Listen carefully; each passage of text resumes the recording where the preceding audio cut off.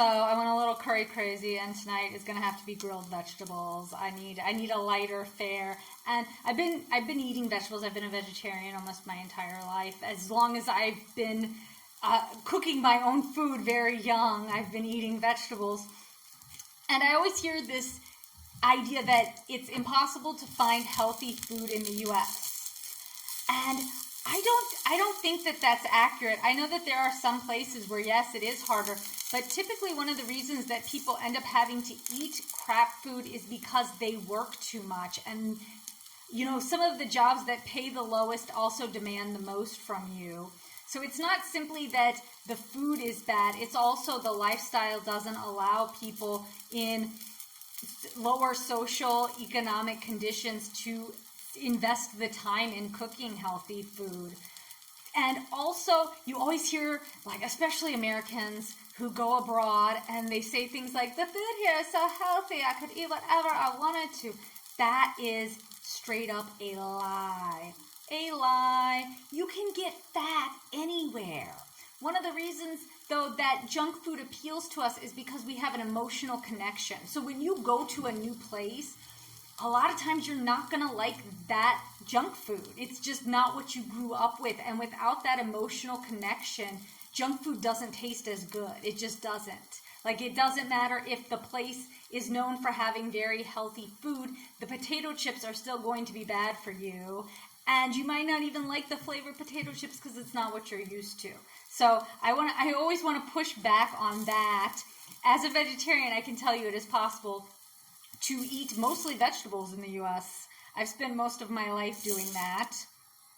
And so, and also with the reputation of some places having healthy food or only healthy food and higher standards, this allows companies to sell an inferior product in the U.S. And that's right, I'm talking about Nutella. Nutella is notorious for this. The product that it sells in the U.S. actually has more calories. It has more oil.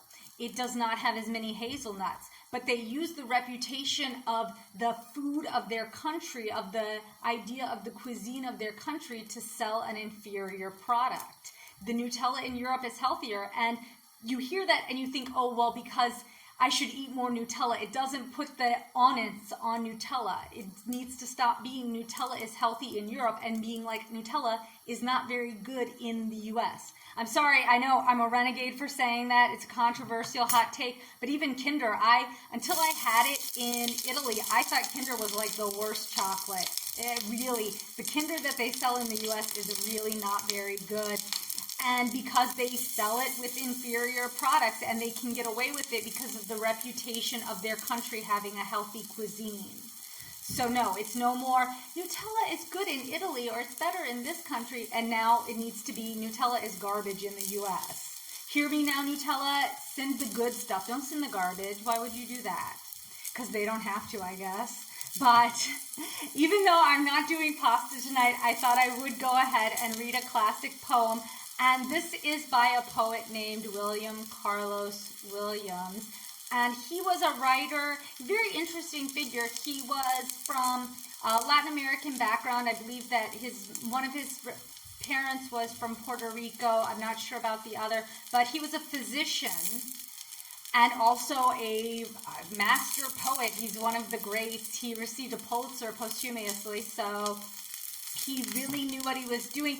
And his poetry is, for being so educated, his poetry is very plain spoken, but you can really feel his ability to relate to the common person, because he's writing in like the 1920s, and he was critical of other poets during that time, like T.S. Eliot, who wrote The Wasteland and uses cryptic phrases, and he uses foreign languages, and he's using all of these big fancy words. And William Carlos Williams was kind of critical of that. He really used the speech of everyday life and the visions that he saw every day. And he was an imagist, so and he describes a lot of his poetry as being almost like paintings. Like he's making a painting, he's making art with his words. He's giving you an image with them. So I really love his poetry, but I'm going to read one for you, and I think it's important to know that he was a physician because it will make this poem a little bit richer, but this is called Complaint. They call me and I go. It is a frozen road past midnight, a dust of snow caught in the rigid wheel tracks. The door opens. I smile and enter, shake off the cold. Here's a great woman, on her side in the bed. She is sick, perhaps vomiting, perhaps laboring, to give birth to a 10th child. Joy, joy. Night is a room, darkened for lovers, though the jealousy of the sun has sent one gold needle. I pick the hair from her eyes and watch her misery with compassion.